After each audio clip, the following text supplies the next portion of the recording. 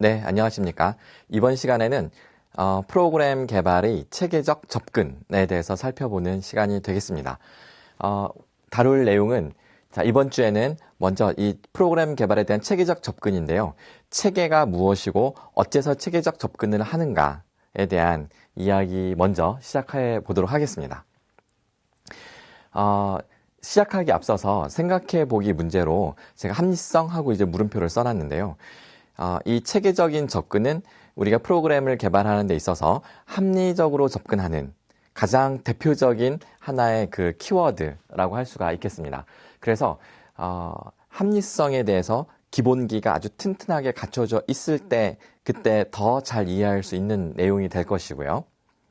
그리고 이번 주부터 한 몇 주 동안 여러분들은 철저히 여러분은 나는 합리적인 사람이고 나는 합리성을 추구하는 사람이다. 스스로 그렇게 마인드 컨트롤을 하시면서 합리적 사고방식이 얼마나 매력적인가, 이 합리적인 접근, 합리적 사고방식에 매료되어 보는 그런 시간을 가져보시게 될 겁니다.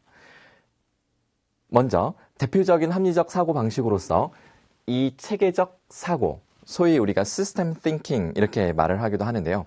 체계적 사고, 체계적 접근 이것에 대해서 이제 살펴보면서 그렇게 강의를 진행해 보도록 하겠습니다. 그래서 첫 번째 강의 주제는 체계입니다. 영어로는 시스템을 번역한 말이라고 할 수가 있고요. 우리말로는 여기 보시는 바와 같이 체계라고 번역하기도 하고 혹은 체제라고도 번역을 합니다. 영어 단어로는 시스템. 그래서 제가 강의할 때는 체계, 체제 혹은 시스템 이 세 가지 용어를 섞어서 계속 사용하게 될 겁니다. 체계, 체제, 시스템. 이렇게 뭐 한글로 쓰면 이렇게 되겠죠. 시스템. 그래서 모두 같은 걸 의미한다라고 일단 생각을 하시면 되겠습니다. 먼저 정의. 이 프로그램 개발에서 체계를 어떻게 정의하냐면 이렇게 정의합니다. 구성 요소들이 공통의 목적을 달성하기 위해서 유기적으로 관계를 맺고 있는 집합체 이렇게 정의를 합니다. 제가 노란색으로 하이라이트한 이 세 가지 내용이 구성 요소, 공통의 목적, 관계 이 세 가지 내용이 시스템이냐 시스템이 아니냐 체제냐 체제가 아니냐를 결정짓는 매우 중요한 핵심 세 가지 요소라고 할 수가 있겠습니다. 시험 문제에도 나올 예정이니까요. 명확하게 기억을 해두시기 바랍니다. 체제의 개념. 어떻게 해요? 구성 요소들이 공통의 목적을 달성하기 위해서 유기적으로 관계를 맺고 있는 하나의 집합체이다. 이걸 그림으로 표현해보면 이렇습니다. 자, 이때 A, B, C가 구성 요소들이 되는 거죠. 그렇죠? 그리고 공통의 목적을 달성하기 위해서 서로 관계를 맺고 있습니다. 그 관계를 맺고 있는 그 관계의 양상 혹은 관계의 패턴이라고 하는데요.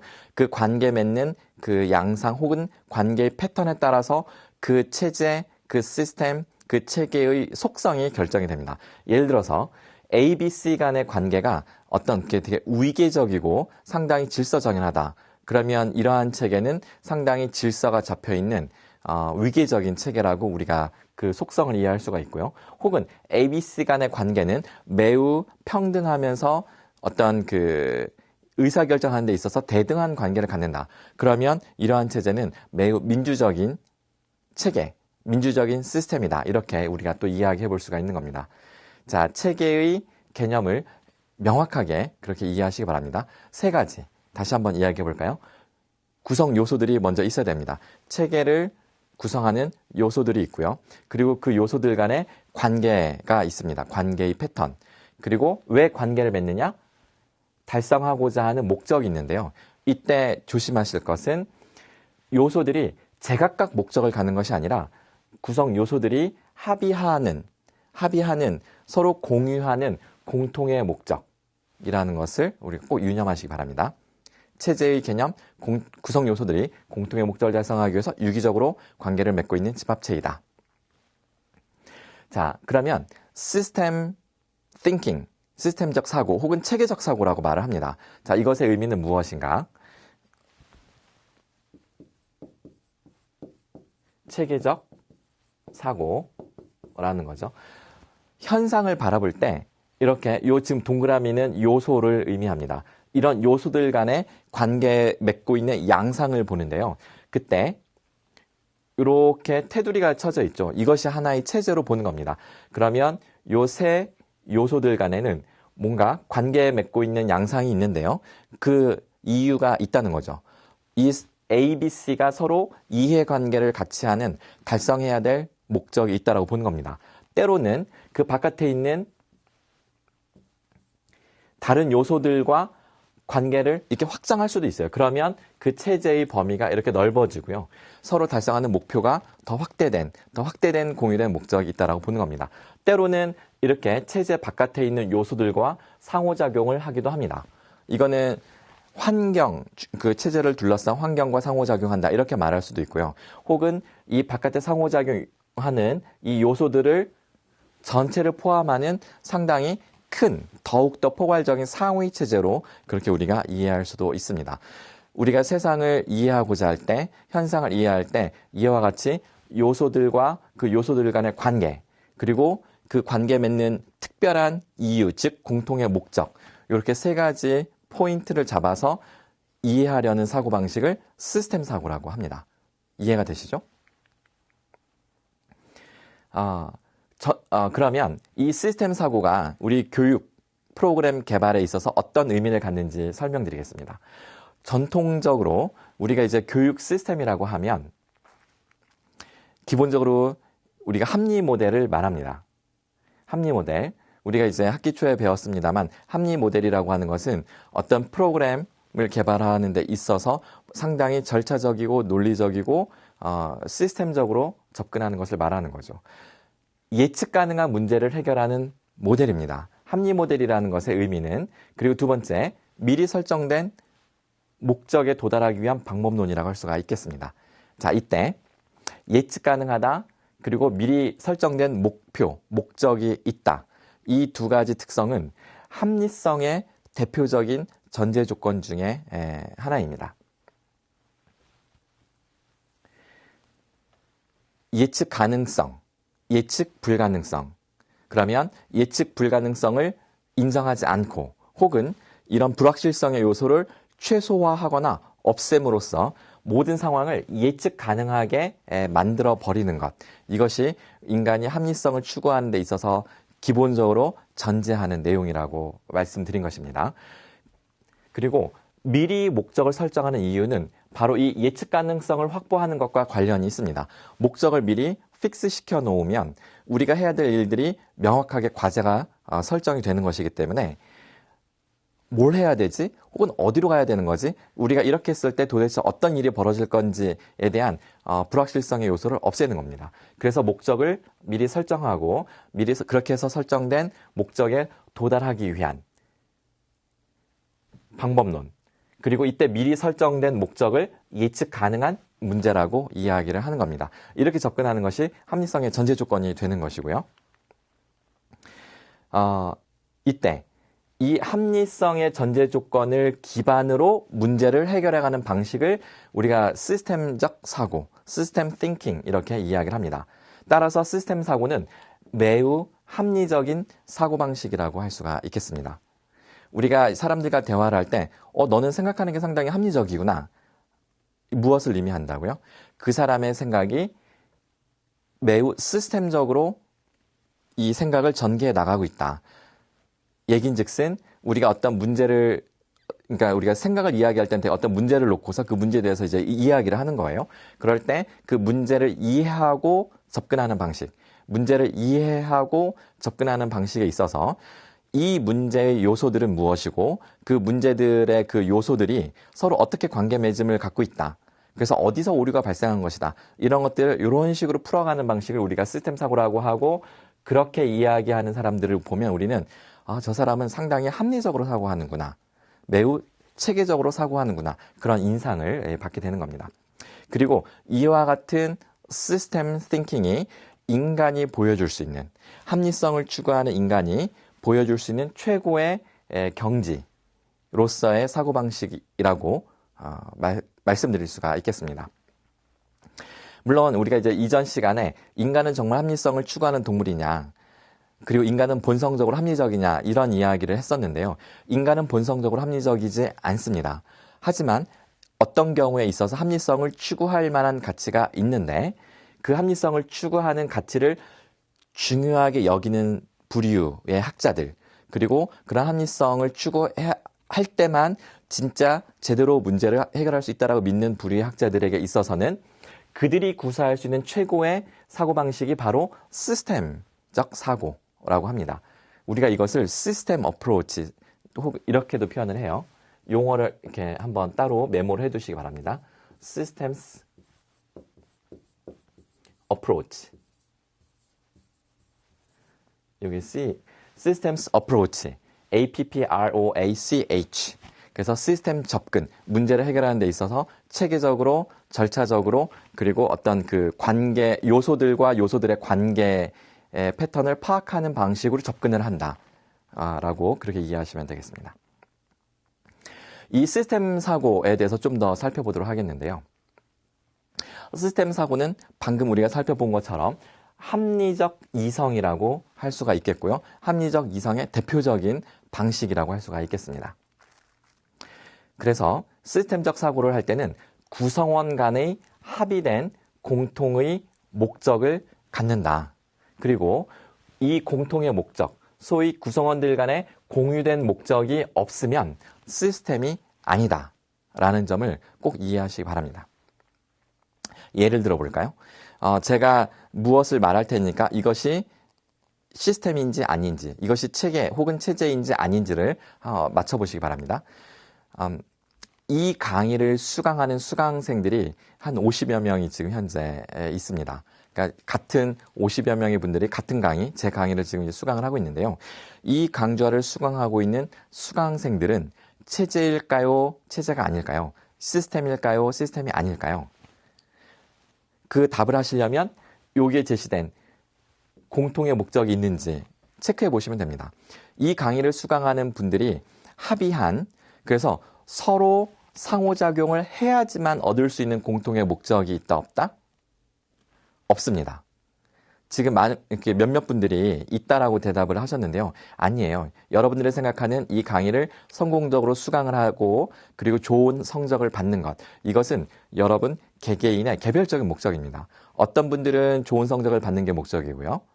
또 어떤 분들은 성적보다는 이 수업을 통해서 뭔가 막 배워가는 것이 목적이기도 하고요.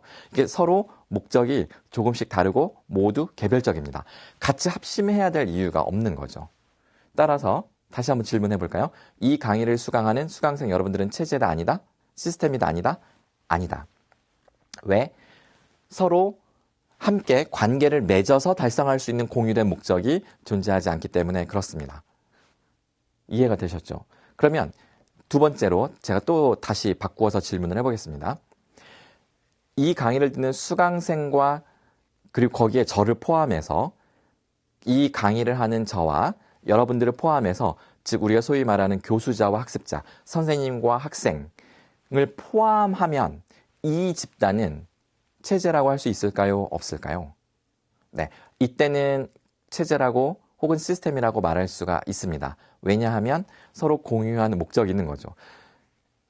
저는 여러분들께 실제적으로 도움이 될 수 있는 뭔가 지식을 드리려고 하고 있고 여러분은 그것을 배우려고 하고 있고 서로 합의하고 있는 이 강의에서 추구하는 교육 목적이 있고요. 이 강의에서 추구하는 달성하고자 하는 그 목적을 달성하기 위해서 저는 성심성의껏 강의를 준비해서 강의를 한다. 여러분들은 매 강의를 항상 이 새로운 마음가짐을 갖고 최선을 다하면서 강의 수강에 임한다. 목적은 하나죠. 서로 공유하고 있는 이 강의의 교육 목적을 달성하기 위한 것이죠. 이와 같이 어떻게 보냐에 따라서 시스템이 될 수도 있고 아닐 수도 있다라는 겁니다.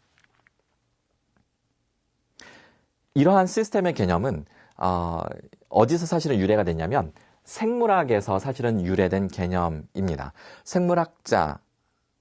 생물학자들이 이 어떤 이 생물, 우리 유기체잖아요, 그렇죠? 네, 이 유기체의 구조를 연구하고 분류하고 하는 데 있어서 뭔가 이 유기체들은 이 서로 어떤 소위 우리 먹이사슬 같은 거 떠올려 보시면 됩니다. 서로 관계를 맺고 있는데 왜 관계를 맺고 있는가 보니까 뭔가 목적이 있는 거죠. 예, 목적이 있고 그 목적을 달성하는 동안에 관계를 맺고요. 그 목적이 사라지면 유기체도 요소들이 흩어지면서 유기체도 해산하게 됩니다. 예를 들어서 우리 인간을 하나 유기체라고 보면 오장육부, 우리의 모든 이 몸을 구성하고 있는 요소들이 우리의 생명이라는 현상을 유지하는 목적을 이루기 위해서 상호작용을 하고 있는 거죠. 하지만 그러다가 수명이 다해서 죽으면 우리는 땅속에 묻혀서 온몸이 분해가 됩니다. 미생물에 의해서 이제 분해되는데 갈갈이 흩어지고 분해되고 사라지게 됩니다. 그래서 이러한 생물학적 개념이었던 시스템의 개념이 많은 이 사회학자들이나 자연과학자들에게 매우 유용한 개념이다. 이게 받아들여진 거예요. 예, 그래서 사회의 재반 현상을 설명하는 중요한 합리적 사고의 이 생각하는 프레임워크 이해되시죠? 이 프레임워크라는 거 배웠죠? 우리가 현상을 이해하고 설명하는 매우 중요한 프레임 구실을 하게 되었다. 무엇이요? 바로 이 시스템이라는 개념이. 그래서 세상을 하나의 거대한 시스템으로 이해하려는 시도, 이것이 바로 세상을 체계적으로 이해하고 설명해 나가는 방식이다. 이렇게 말씀드릴 수 있습니다. 그래서 오늘 제가 여러분들께 두 번째 타이틀로 제시한 것은 그러면 왜 체계인가라는 건데요. 시스템적 사고가 무엇인지는 설명을 드렸고요. 그런데 왜 그렇게 사고를 하느냐, 그렇게 생각해서 좋은 게 뭔데, 그렇게 접근해서 도대체 뭔가 유리하다거나 뭔가 이득 보는 게 무엇이냐, 이런 질문이에요. 왜 체계인가? 세상을 하나의 거대한 하나의 시스템으로 이해하고 또 이제 우리 사회 현상들을 보면 어떤 세상이라는 하나의 시스템 안에 하위 시스템들이 쭉 있는 거예요. 그렇죠? 예를 들어서 유엔이라는 큰 시스템이 있으면 그 밑에 작은 하위에 EU, 유럽 연합이라는 것들도 있을 수 있고 또 그 안에 들어가면 영국, 프랑스, 독일 이런 식으로 또 나라라는 또 시스템이고 그 밑에 들어가면 또 이제 각 지방자치 조직들이 있는 거고 이런 식으로 시스템이라는 거는 상위 시스템, 하위 시스템 끊임없는 이런 위계와 이 나라나 어떤 계열성을 가지고 존재를 합니다. 이렇게 이해를 하는 거죠. 자, 세상을 이렇게 하나의 시스템으로 이해하려는 태도를 우리가 전형적인 합리성에 기반한, 그래서 세상을 합리적으로 이해하려는 태도, 합리적 태도라고 이해할 수가 있고요. 이 합리적인 태도라는 것은 이런 태도들입니다. 이걸 정리해보면 좀 더 이해가 수월하실 것 같아요. 첫째, 인간의 역사를, 그러니까 인간의 인류의 역사, 인류사를 끊임없는 논리와 인식의 진보 과정으로 이해하는 것. 이것이 역사를 바라보는 합리적 태도입니다. 세상을 바라보는 합리적 태도입니다. 두 번째, 이성은 점차 감정을 누르고 승리한다. 이야기인즉슨 논리가 직관을 이긴다. 그래서 세상을 이성적으로, 합리적으로, 분석적으로 바라보고 설명을 해야 이것이 흔들리지 않고 보편성을 가지고 오랫도록 좀 더 영구불변한 그런 방식으로 설명하는 이론들이 만들어질 수 있다. 이렇게 이제 이해를 하는 겁니다.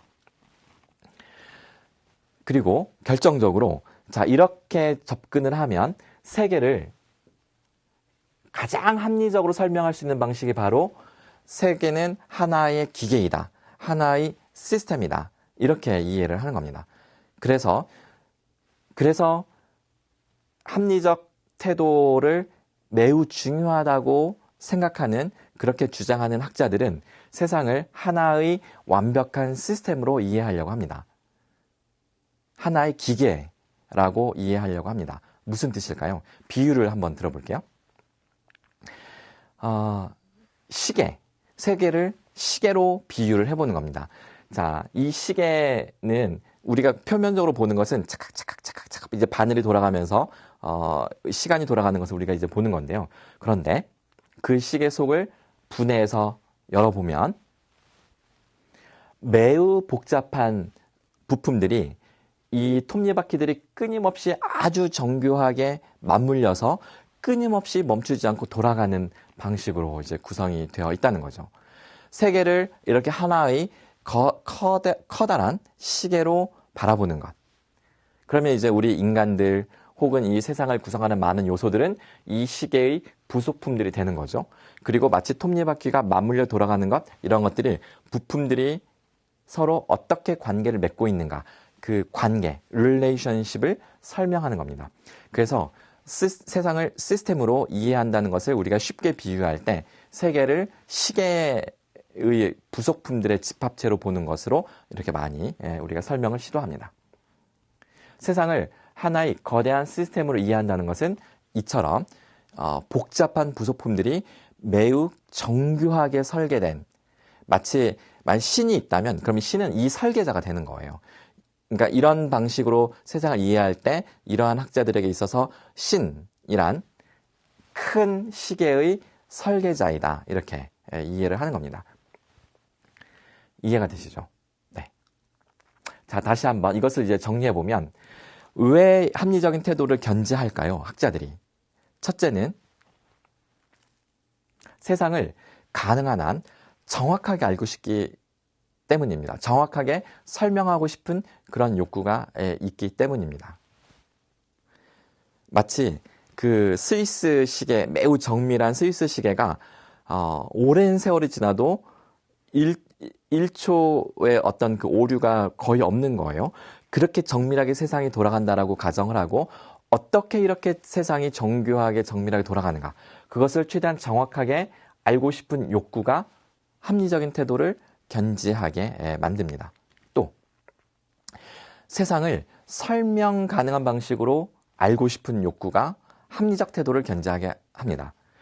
설명 가능하다는 것은 논리적으로, 그러니까 인과론적으로 이게 뭔가 연결이 되어야만 된다는 뜻이기도 해요. 그래서 세상을 설명 가능한 방식으로 알고 싶어서 논리적으로 이해하려고 합니다. 왜 그럴까? 이래서 이렇구나, 이런 식으로 이해하려고 하는 거죠. 그런 태도가 바로 합리적인 태도입니다. 설명이 안 되면 참지 못하는 사람들이 있죠, 그렇죠? 막 설명이 돼야만 되는 거예요. 네. 그리고 또 세상을 최대한 단순하게, 아주 간단 명료하게 이해하고 싶은 욕구가 또한 이런 합리적인 태도를 견지하게 하고 특히 시스템으로 이해하려는 그런 태도를 갖도록 하는 겁니다. 그리고 내가 어디에 서 있는지를 알고 싶은 욕구죠. 이것이 세상을 시스템으로 이해하고 싶어하는 욕구와 연결되는 건데요. 자, 시스템으로 이해한다는 것은 세상을 구성하는 수많은 요소들이 있고요, 그렇죠? 그리고 이런 요소들이 서로 어떻게 이렇게 서로 관계를 맺고 있는지, 막 이런 복잡한 양상으로 서로 관계를 맺고 있는데, 이럴 때 나는 어디에 서 있는가? 나라는 사람은 어디에 위치하고 있는가? 그리고 어떠한 관계의 패턴 속에 내가 존재하고 있는가를 알고 싶은 거예요. 왜 알고 싶을까요? 그러면 이제 내가 무엇을 해야 될지 알 것 같으니까 라는 그런 식으로 생각을 하는 겁니다. 내가 어디에 서 있는지를 알게 되면 이제 전체의 구조가 어떻게 생겼고 그 구조 속에서 내가 어디에 위치해 있는지를 알게 되면 그러면 그 다음에 내가 무엇을 해야 될지, 나의 어떤 살아있는 이유, 나의 소명, 이런 것들을 저절로 알게 될 수 있지 않을까라는 생각에 이러한 욕구들을 가지게 되는 것이고요. 그리고 이러한 욕구들로 하여금 우리는 합리적인 태도를 더 강하게 주장하고 내세우게 되는 것이라고 말씀드릴 수 있겠습니다.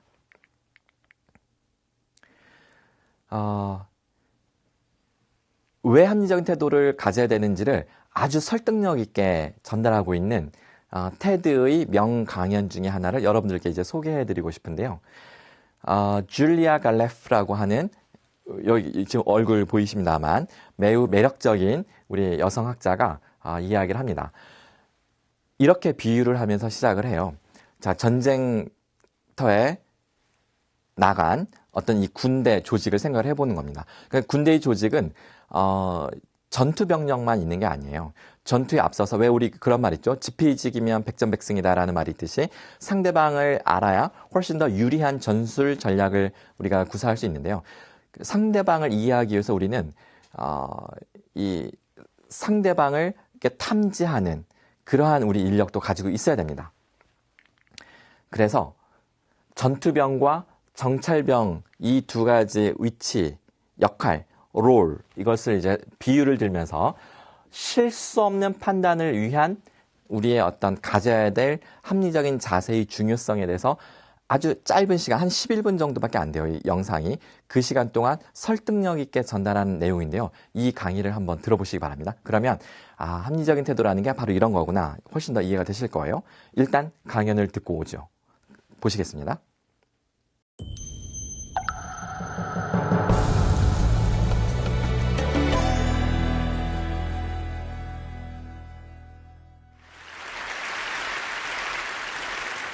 So, I'd like you to imagine for a moment that you're a soldier in the heat of battle.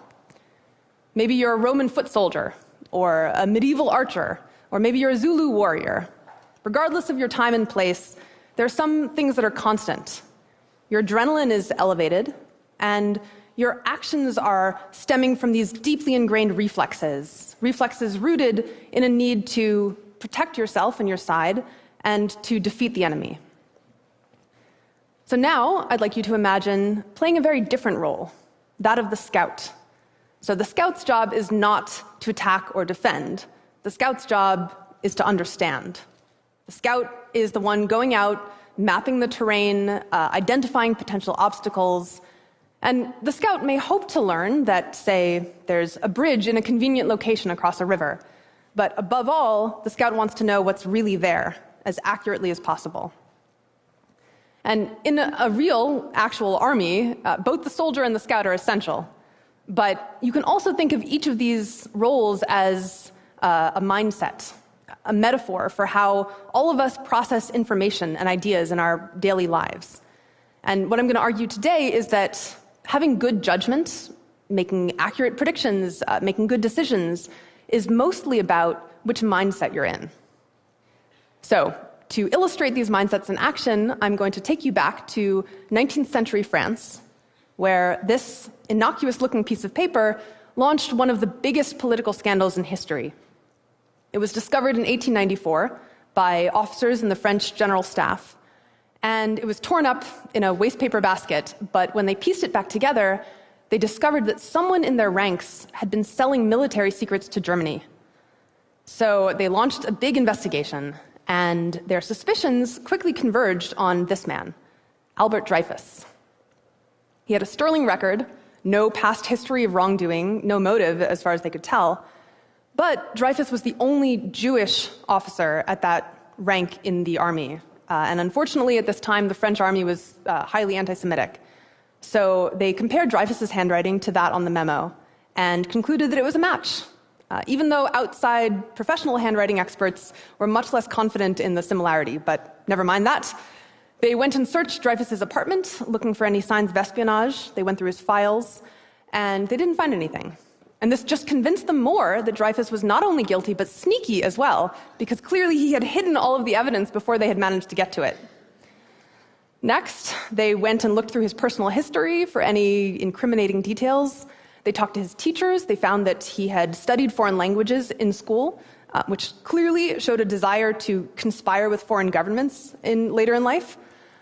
His teachers also said that Dreyfus had a good memory, known for having a good memory, which was highly suspicious, right? Because a spy has to remember a lot of things.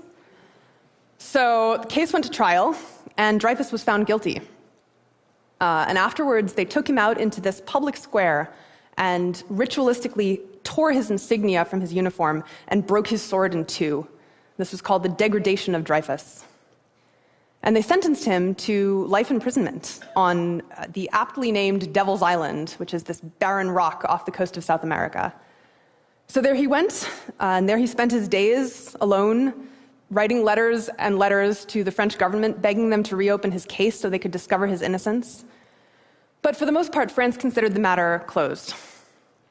So one thing that's really interesting to me about the Dreyfus affair is this question of why the officers were so convinced that Dreyfus was guilty. I mean, you might even assume that they were setting him up, that they were intentionally framing him, but historians don't think that's what happened.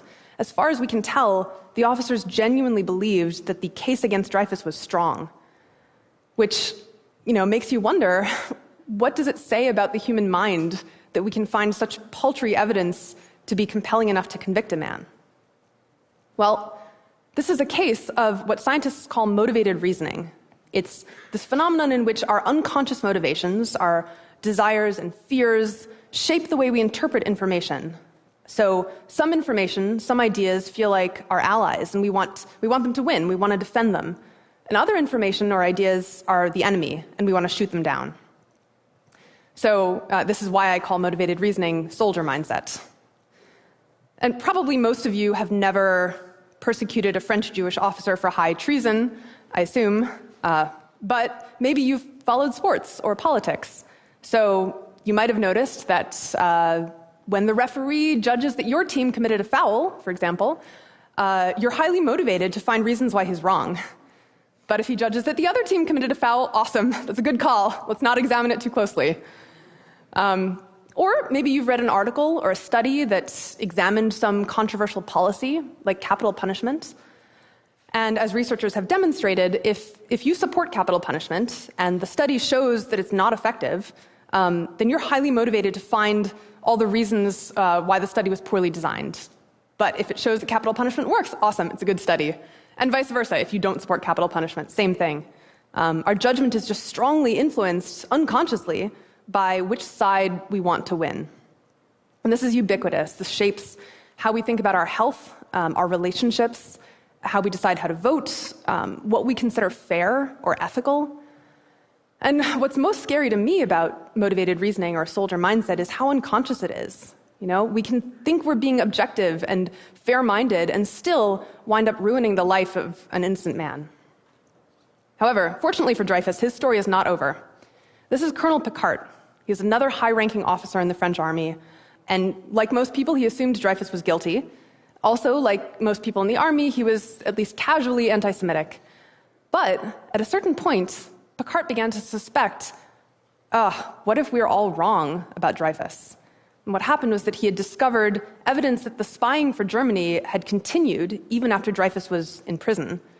And he had also discovered that another officer in the army had handwriting that perfectly matched the memo, much closer than Dreyfus's handwriting. So he brought these discoveries to his superiors, but to his dismay, they either didn't care or came up with elaborate rationalizations to explain his findings, like, all you've really shown, Picquart, is that there's another spy who learned how to mimic Dreyfus's handwriting, and he picked up the torch of spying after Dreyfus left. But Dreyfus is still guilty. Eventually, Picquart managed to get Dreyfus exonerated, but it took him 10 years, and for part of that time, he himself was in prison for the crime of disloyalty to the army. So, a lot of people feel like Picquart can't really be the hero of this story because he was an anti-Semite, and that's bad, which I agree with. But personally, for me, the fact that Picquart was anti-Semitic actually makes his actions more admirable, because he had the same prejudices, the same reasons to be biased as his fellow officers, but his motivation to find the truth and uphold it just trumped all of that. So to me, Picquart is a poster child for what I call scout mindset. It's the drive not to make one idea win or another lose, but just to see what's really there as honestly and accurately as you can, even if it's not pretty or convenient or pleasant. And this mindset is what I'm personally passionate about, and what I've spent the last few years examining and trying to figure out what causes scout mindset. Why are some people, sometimes at least, able to cut through their own prejudices and biases and motivations and just try to see the facts and the evidence as objectively as they can? And the answer is emotional. So just as soldier mindset is rooted in emotions like defensiveness or tribalism, scout mindset is too. It's just rooted in different emotions. So for example, scouts are curious. They're more likely to say that they feel pleasure when they learn new information or an itch to solve a puzzle. They're more likely to feel intrigued when they encounter something that contradicts their expectations.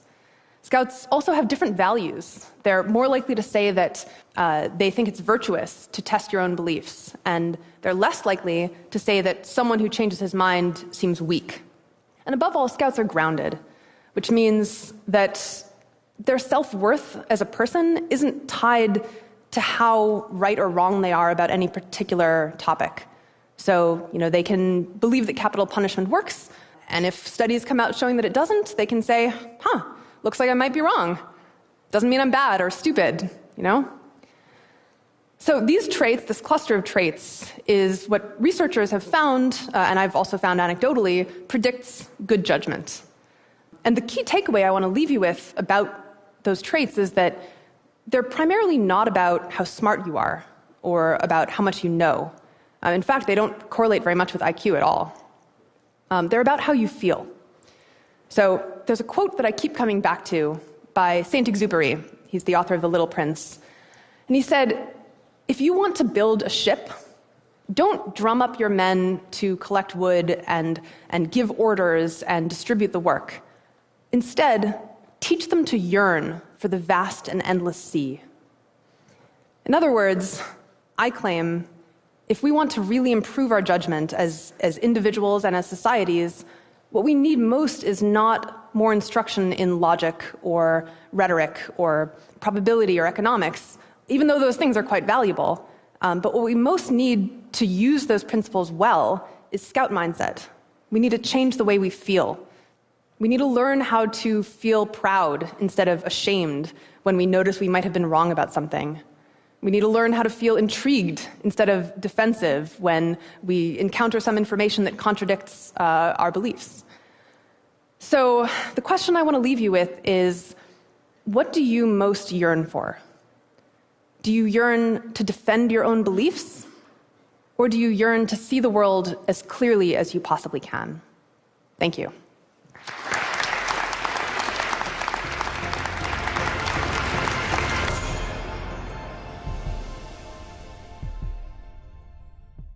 네, 잘 보셨죠? 어때요? 이 합리적인 사고방식, 합리적인 태도를 견지하는 것이 얼마나 중요한가. 우리가 순간순간의 감정에 휩쓸려서 그러니까 뭔가 진실을 왜곡하는 그런 태도를 최소화하고 오류 없는 이해, 오류가 적은 최대한 진실에 접근하는 태도를 견지하기 위한 바로 이 합리적인 사고, 시스템적 사고의 중요성을 이해할 수 있으셨으리라 그렇게 생각이 됩니다. 자, 일단 지금까지는 왜 체계이고, 그러니까 체계가 무엇이고 왜 체계인가 이런 내용을 다뤄봤습니다. 체계의 개념, 뭐라고 했죠? 세 가지 요소들이 있어야 됩니다. 그 체제를 구성하는 요소들. 두 번째, 그 요소들이 서로 관계를 맺고 있는 그 관계의 패턴들이 있습니다. 그리고 왜 관계를 맺는다고요? 달성하고자 하는 공통의 목적이 있기 때문에 그렇습니다. 이 세 가지 요인들로 정의되는 개념이 바로 시스템 혹은 체계 혹은 체제라고 합니다. 그리고 왜 우리는 체계적인 사고를 하려고 하는가? 세상을 시스템으로 바라보면 단순 명료하게 설명할 수가 있게 되기 때문입니다. 예를 들어서 사건 사고가 발생했을 때 도대체 그 일이 왜 생긴 거야? 라고 하면 어떻게 바라본다고요? 그 문제 사건과 연관되어 있는 요소들을 추려냅니다. 그리고 그것이 관련되어 있는 관계 양상을 파악을 합니다. 그리고 나서 도대체 무엇을 위해서 그런 관계 맺음을 가졌는가? 그렇게 되면 하고 이해가 되는 거죠. 그리고 그 상황이 이해가 됩니다. 왜 저 사람이 저렇게 행동했는가? 뭔가 모종의 목적을 달성하기 위해서 서로 짜고 치는 고스톱이라고 하나요? 서로 관계를 맺고 이런 일을 했구나. 이렇게 파악을 하는 거죠. 이 세 가지 요소를 가지고 현상을 바라보면 문제도 훨씬 더 단순하게 이해할 수 있고요. 세상을 바라보는 상당히 뭐랄까요? 학구적이고 학자적인 합리적인 그런 이해에 도달할 수 있다라고 하는 것입니다. 자, 일단 체계의 개념과 왜 체계적 사고를 하는지에 대해서 여기서 정리하고요. 바로 제가 이어서 그러면 문제를 해결하거나 프로그램을 개발할 때 체계적으로 접근하는 것이 무엇인가에 대해서 조금 더 한 발 나아가는 그런 강의를 하도록 하겠습니다. 네, 수고하셨습니다.